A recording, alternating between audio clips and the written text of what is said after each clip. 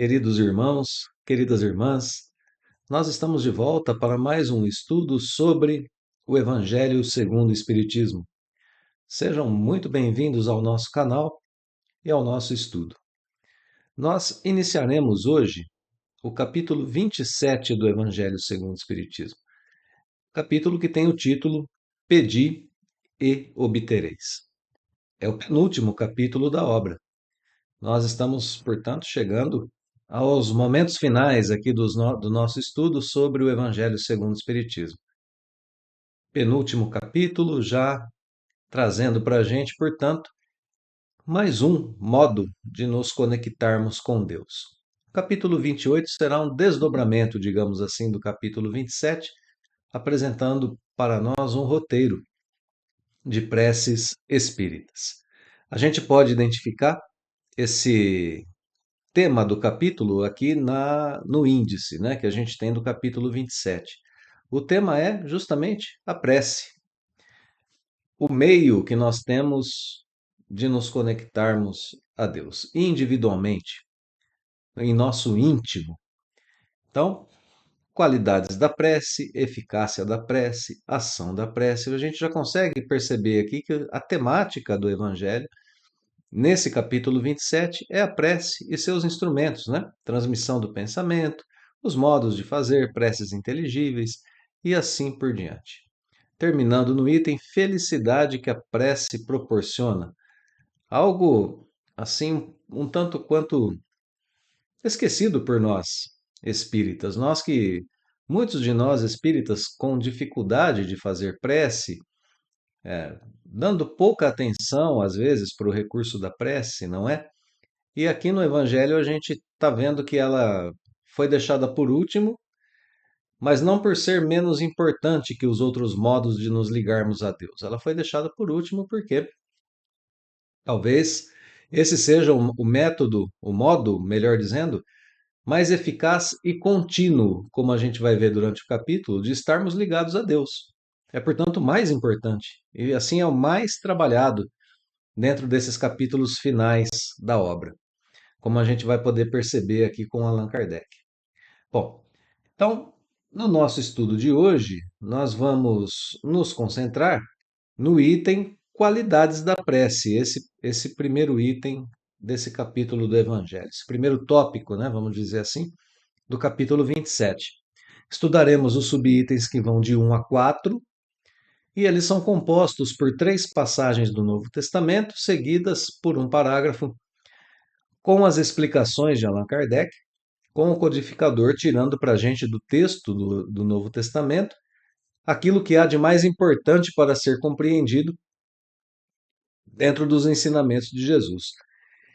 Em resumo, nós podemos dizer que esse item nos apresenta as primeiras orientações sobre a prece. Para a gente vencer um pouco essa nossa dificuldade de fazer a oração, de fazer a nossa prece, essa nossa, às vezes, o desconhecimento, né? O que eu devo fazer quando eu vou fazer uma prece, né? Como eu devo me colocar? E assim a gente vai trabalhando esses conceitos durante o capítulo. Bom, para a gente pensar um pouquinho naquela ideia de continuidade que a gente tem em relação ao capítulo anterior, a gente pode pensar que nós continuamos dentro dessa temática que é o desenvolvimento de meios de nos conectarmos a Deus, e no capítulo anterior nós víamos que é preciso devolver ao próximo de forma gratuita aquilo que Deus nos deu de forma gratuita. Então, essa era uma forma de conexão com Deus e com o próximo ao mesmo tempo, transmitindo ao próximo algum tipo de atividade, algum tipo de trabalho, algum tipo de ação. Bom, essa ideia de continuidade, né? Esse é o fio condutor. A gente continua estudando meios de nos ligarmos a Deus, mas agora através de um recurso um pouco diferente. Não mais de uma ação direta, não mais da ação direta de uma faculdade com o outro, mas da ação direta, assim, de uma faculdade entre nós e Deus, a faculdade do pensamento. Nos conectarmos a Deus através do pensamento, através da prece. E esse primeiro item, qualidades da prece, nos dará então as primeiras orientações nesse para essa tarefa, né? Para essa nossa atividade. Então vamos lá, vamos às 3 passagens do Novo Testamento que dão início aqui a esse item. Essa primeira passagem está aqui no Evangelho de Mateus, capítulo 6, versículos de 5 a 8. Quando orardes, não vos assemelheis aos hipócritas, que afetadamente oram de pé nas sinagogas e nos cantos das ruas para serem vistos pelos homens. Digo-vos em verdade que eles já receberam sua recompensa. Quando quiserdes orar, entrai para o vosso quarto e, fechada a porta, orai a vosso Pai em secreto, e vosso Pai que vê o que se passa em secreto vos dará a recompensa. Então vamos dar uma olhadinha nesse primeiro parágrafo, né, do subitem 1, passagem do Novo Testamento, que está dizendo para a gente coisas importantes. A primeira coisa que ele está dizendo para a gente é que a hipocrisia não pode ter participação na prece. Ela é incompatível com o ato de fazer oração. Uma pessoa hipócrita que está agindo com hipocrisia não vai conseguir fazer uma boa oração, não vai conseguir fazer uma boa prece. E ele dá um exemplo de hipocrisia. Existem pessoas que oram em pé nas sinagogas, as sinagogas eram os templos religiosos do povo hebreu na época de Jesus, e existem até hoje, né, com o povo judeu. Então, algumas pessoas iam afetadamente orar em pé nas sinagogas, mas não para se conectarem com Deus, mas para serem vistos pelos homens. Orar para ser visto pelos homens é uma prática hipócrita, porque há o objetivo final, o objetivo maior, superior da oração. O único objetivo da oração, na verdade, é a conexão entre o homem e Deus. E aqui essas pessoas estão tentando fazer a oração para serem vistas por outras pessoas e não para se conectarem com Deus. É por isso que Jesus diz que, em verdade, esses já receberam a sua recompensa. Já foram vistos. Já aconteceu o que eles queriam. E aqui a gente tem também essa ideia central, que é a ideia de que a prece traz em si um tipo de recompensa para aqueles que estão, de fato, querendo trabalhar com o que a prece pode oferecer, aqueles que compreendem o que ela é, para que ela serve, qual é o seu objetivo. Mas, nesse caso aqui, para esses que são hipócritas, a prece, falsa prece, né? Uma prece que não é sincera, já ofereceu a sua recompensa, que é ser visto pelos outros. Então, a primeira coisa é: não se pode agir com hipocrisia na prece. Muito bem. E aí o texto continua dando para a gente a orientação de como fazer a prece. A gente faz em segredo. O modo correto de fazer é fazê-la em segredo. E aí sim a gente vai ter algum tipo de recompensa diferente dessa que é uma recompensa mundana, que é uma recompensa terrena. Orai a vosso Pai em secreto. Bom, aqui a gente tem a questão do recolhimento, então, também já colocada no Evangelho como algo, como ponto de partida para a gente, né? Então a gente abre mão da hipocrisia, a gente abre mão das recompensas terrenas e a gente ora em secreto, em segredo. Porque Deus vê o que se passa em segredo nos corações e mentes de todos os seus filhos. E aí então a gente está mais perto de Deus e mais perto de receber aquilo tudo que a prece pode nos oferecer. Bom, vamos continuar um pouquinho o texto então. Não cuideis de pedir muito nas vossas preces, como fazem os pagãos, os quais imaginam que pela multiplicidade das palavras é que serão atendidos. Não vos torneis semelhantes a eles, porque vosso Pai sabe do que é que tendes necessidades antes que lhe o peçais. Então, nessa última passagem do Evangelho de Mateus, a gente está vendo que a gente não precisa usar muitas palavras para fazer uma boa prece. A gente não precisa pedir muito e nem usar uma multiplicidade de palavras e nem usar aquelas palavras difíceis, aquelas palavras que a gente vê os outros usando, mas a gente nem sabe o significado muitas vezes. É uma prece que tem mais a ver com o nosso sentimento do que com aquilo que a gente vai dizer em real. Quando a gente está, por exemplo, numa situação de grande aflição, se a gente simplesmente voltar o pensamento às esferas superiores da vida e pensarmos em uma só palavra, Deus, que ela seja assim carregada de sentimento, que ela seja carregada da nossa súplica, que ela seja carregada dessa vontade de sermos aliviados, ela já funciona.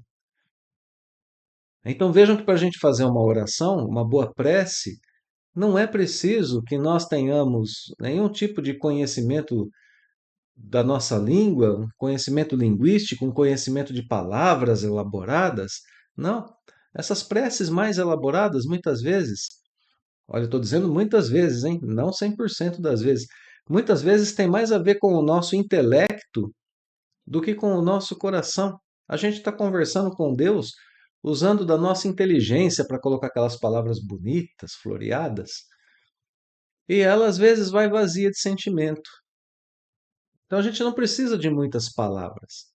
É claro que vão existir aquelas pessoas que têm essa maior fluidez na fala, né? Que têm essa facilidade de falar e que põem sim a emoção numa fala mais bonita, numa fala mais profunda durante uma prece. Mental, né? Pode ser uma prece falada para várias pessoas ou uma prece mental. Então, existem pessoas que conseguem isso. Mas muito cuidado para que a gente não faça isso demonstrando aos outros apenas o nosso intelecto. Às vezes a gente vai fazer uma prece em um grupo, a gente faz aquela prece cheia de palavras bonitas para que as outras pessoas vejam como a gente sabe fazer prece. E aí a gente está sendo exatamente hipócritas, como aqueles que estão sendo indicados aqui nessa passagem do Novo Testamento. Então, orientações primeiras, né? Nem muitas palavras, nem pedir muito, nem multiplicidade de palavras, nem floreios. Nada. Deus sabe a nossa necessidade antes da gente pedir. Ele já sabe. Então, a gente não precisa ter medo de conversar com Deus, a gente não precisa ter receio de nos aproximarmos do Pai Celestial, pois Ele está em todos os lugares. E espera de nós essa postura, que é uma postura de recolhimento diante do Pai Celestial. Bom, então vamos ao, ao parágrafo seguinte agora, pois esse primeiro parágrafo trouxe para a gente a questão um pouco mais prática do modo de fazer a prece, no recolhimento e no uso das palavras. Vamos aqui à segunda passagem agora no Evangelho de Marcos. Quando vos, quando vos aprestardes para orar, se tiverdes qualquer coisa contra alguém, perdoai-lhe, a fim de que vosso Pai que está nos céus também vos perdoe os vossos pecados. Se não perdoardes, vosso Pai que está nos céus também não vos perdoará os pecados. Bom, essa segunda passagem que está no Evangelho de Marcos, ela é ainda mais direta do que a primeira, né?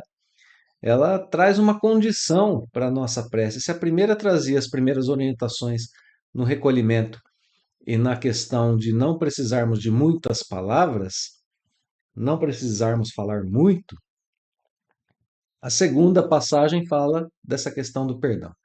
E essa relação do perdão entre nós e o próximo e entre nós e Deus.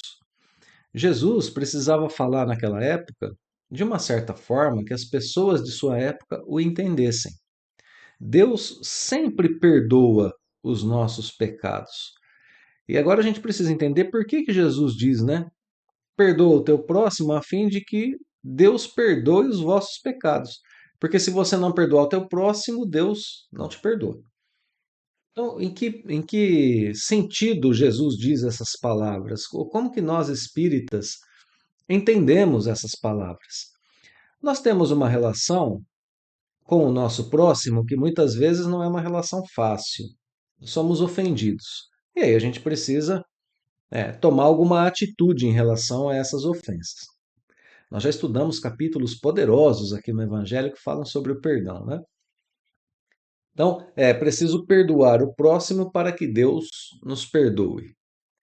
Isso porque, meus irmãos, aquele que sente mágoa, aquele que sente ódio, aquele que está tendendo para a vingança, pendendo para uma atitude vingativa, não consegue se aproximar adequadamente de Deus para sentir e receber suas graças. Como que eu vou conversar com Deus se eu carregar ódio, mágoa no meu coração? Desejo de vingança. Como que eu vou conversar sinceramente com Deus que é supremo amor, bondade, justiça, perdão, se eu não tenho isso em mim? Se eu simplesmente odeio e vou continuar assim. Se eu quero o mal do outro, se eu desejo o mal do outro, que é igualzinho a mim, um filho de Deus, e que está necessitado desse perdão. Notemos que se a gente tiver com esse sentimento muito forte em nós, cabe um certo tipo de oração que vai nos ajudar, né? A oração na qual a gente pede para Deus nos ajudar a diminuir esse sentimento. Aí a gente começa a estabelecer uma certa comunhão com Deus, porque pelo menos o Pai Celestial percebe que nós estamos tentando combater em nós esse sentimento. Como muitos dizem de forma engraçada, né? Claro, uma brincadeira que a gente conhece bem no nosso dia a dia, né? Senhor, me dá paciência, porque se o Senhor me der força, eu, né? Eu vou ter uma atitude não muito boa para com o meu próximo. Então, olha só, essa brincadeira tem um fundo de verdade, porque a gente precisa também ter consciência do nosso estado emocional, do nosso estado moral, para a gente fazer uma boa prece. Então, o perdão tem que ser dado, e se ele não puder ser dado assim, num primeiro momento, que a nossa oração seja nesse sentido, de Deus nos ajudar a perdoar. Então, essa orientação de Jesus é uma orientação no sentido de purificarmos o nosso coração, de purificarmos o nosso sentimento para termos um bom contato com Deus. É nesse sentido que a gente está vendo aqui essa orientação de perdoar o próximo para a gente começar a orar, para a gente começar a pensar em Deus. Isso é de extrema importância, né? E repito, se a gente não tiver condição de perdoar assim num primeiro momento, se tivermos ainda resquícios de mágoa, de ofensa em nós, que a gente peça essa ajuda a Deus, porque nesse sentido a prece será atendida. Então, recolhimento no primeiro momento, perdão na segunda passagem. Vamos à terceira passagem agora.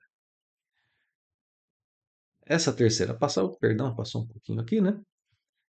Essa terceira passagem apresenta para a gente uma parábola.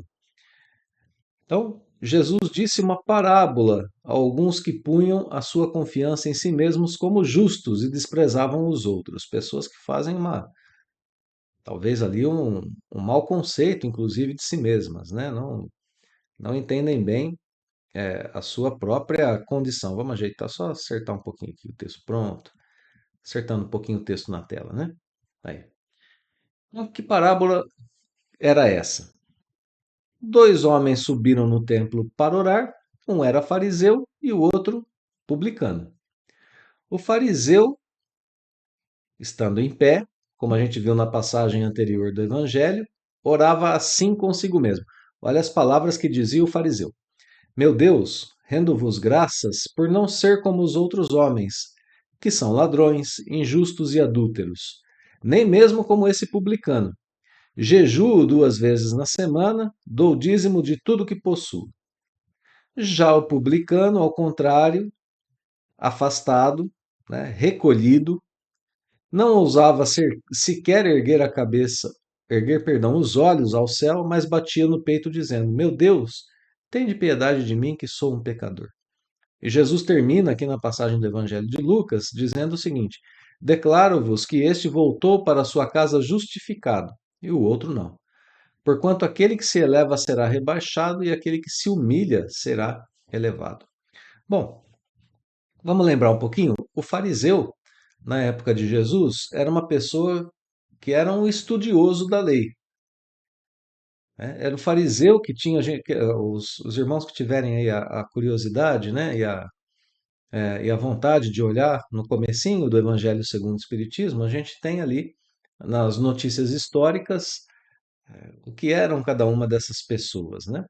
Então, o fariseu era essa pessoa que era um estudioso da lei, responsável ali por estudar, perdão, no íntimo a lei de Deus, a lei escrita, né? De debater, de estabelecer novos rumos. Então, ele era considerado um homem de grande conhecimento e um homem que tinha respeito por essa proximidade com a lei de Deus.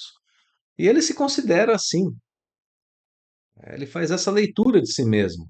Senhor, eu agradeço porque eu não sou como os outros homens. Olha aqui, ó, porque eu sou um homem bom, porque eu não sou ladrão, porque eu sou justo, porque eu não sou adúltero, porque não sou exatamente como esse publicano. Além disso, os fariseus eram pessoas que tinham grande apreço por cultos exteriores. Olha aqui, dou o dízimo de tudo que possuo, jejuo. Então eram pessoas que tinham apreço por cultos exteriores e que tinham essa posição dentro da sociedade de serem estudiosos da religião, né? Bom, o publicano era, naquela época, uma pessoa um pouco diferente desse fariseu que se achava tão probo, né, cumpridor das leis de Deus, que dava graças falsas, né, às vezes, por essas qualidades que ele possui. Veja, ele está agradecendo a Deus por ser legal, por ser bom, por ser perfeito, por não ser igual aos outros. Olha só que prece essa, né? É, tanto quanto estranha até para os nossos ouvidos. O publicano, ele, na época de Jesus, era alguém que era do povo hebreu ali, do povo judeu e que tinha a ingrata tarefa de cobrar impostos do seu próprio povo para dar a Roma. Essa tarefa dada pelos romanos a ele. Então, publicano era uma pessoa que era vista de forma era mal vista pela sua própria sociedade. E aqui esse publicano se reconhece como pecador, como devedor diante da lei, dizendo: Senhor, tem piedade de mim que sou pecador. E Jesus diz, né? O publicano voltou para sua casa justificado, ele voltou aliviado, ele voltou, a prece dele funcionou. O outro continua simplesmente sendo quem ele é mesmo, né? Não sentiu o efeito da prece. Então, a postura dos dois em relação ao autoconhecimento é uma postura diferente, né? E a postura dos dois, por causa disso, diante de Deus, também é diferente. A do publicano é uma postura humilde. Já a do fariseu é uma postura arrogante. Então, essa última passagem, agora, apresenta a humildade como condição central para a prece. Então, a gente teve o recolhimento, perdão e a humildade, no autoconhecimento, inclusive, para a realização da prece. E agora a gente pode ler a última passagem com Kardec, porque ela nos traz a retomada dos pontos principais que a gente teve em cada uma dessas três passagens do Novo Testamento e fazem a conclusão desse primeiro item aqui do capítulo 27, que é qualidades da prece. Então vamos lá, com Allan Kardec. Jesus definiu claramente as qualidades da prece. Quando orardes, diz ele, não vos ponhais em evidência, antes orai em secreto. Não afeteis orar muito, pois não é pela multiplicidade das palavras que sereis escutados, mas pela sinceridade delas. Olha aqui Kardec falando do sentimento, né, como a gente falava agora há pouco. Antes de orardes, se tiverdes qualquer coisa contra alguém, perdoai-lhe, visto que a prece não pode ser agradável a Deus se não parte de um coração purificado de todo sentimento contrário à caridade. Orai, enfim, com humildade, como o publicano, e não com orgulho, como o fariseu. Examinai os vossos defeitos, não as vossas qualidades, e se vos comparardes aos outros, procurai o que há em vós de mal. Procurar o que há de mal em nós, para que a gente possa, então, corrigir essas nossas más inclinações, essas nossas imperfeições, porque a prece causa em nós esse tipo de atitude, né? Aqui é a indicação do capítulo 10 do Evangelho segundo o Espiritismo, nos itens 7 e 8, para serem estudados, para a gente poder lembrar um pouquinho de como a gente trata em nós mesmos dessas nossas qualidades. Então, aqui a gente tem um resumo de tudo que foi dito anteriormente e a gente pode agora estabelecer, com Kardec, com o Evangelho segundo o Espiritismo, que a gente já tem as primeiras orientações assim colocadas de forma muito boas ou muito boa, né? Para a gente poder começar a fazer as nossas orações, as nossas preces com mais efetividade, com mais qualidade, desenvolvendo esse nosso autoconhecimento, fazendo aquela prece recolhido, né, concentrado, sem precisar ser à vista de todos. E notemos que a gente pode fazer uma prece recolhida e concentrada em qualquer lugar, em qualquer lugar. Pode ser uma prece rápida, como a gente se referiu agora há pouco. Então, humilde, né? A gente já tem aqui as primeiras orientações que fundamentam qualquer tipo de prece que a gente vá fazer, recolhidos em nós mesmos, entre nós e Deus, ou em grupos, como a gente costuma fazer sempre em nossas reuniões espíritas, no nosso Evangelho no Lar e assim por diante. Bom, então a gente aprendeu nesse primeiro item do capítulo que a prece necessita de recolhimento, de perdão e de humildade, de sinceridade. Perdão, que a prece é uma obra de caridade para com o próximo e para com a gente mesmo. Estamos começando a perdão, né? Estamos começando a perceber que somos estimulados a praticar virtudes para que a prece tenha boas qualidades. Somos assim incentivados a melhorar a nós mesmos, a evidenciar aquilo que já tem de bom em nós. Coração puro, a mente que conhece a si mesma e se coloca em momento íntimo de comunhão com o Pai Celestial, alcança seus objetivos mais nobres. Começamos a aprender que a prece é algo simples. É uma conversa de um filho com um pai. É uma conversa sincera, agradável, amigável, de alguém que conversa com o seu pai em tom respeitoso, claro, mas consciente de que esse pai é o supremo poder. Todos podemos e devemos nos aproximar cada vez mais de Deus. A prece é recurso para todo mundo.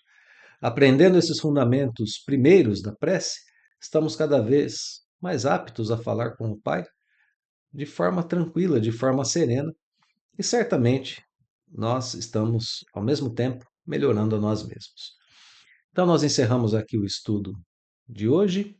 Eu agradeço imensamente pela companhia dos queridos amigos aqui no estudo do Evangelho. Deixo aquele fraterno abraço e o convite para nos vermos mais uma vez na próxima semana, dando sequência aqui ao capítulo 27. A gente se vê em breve. Até logo mais, então.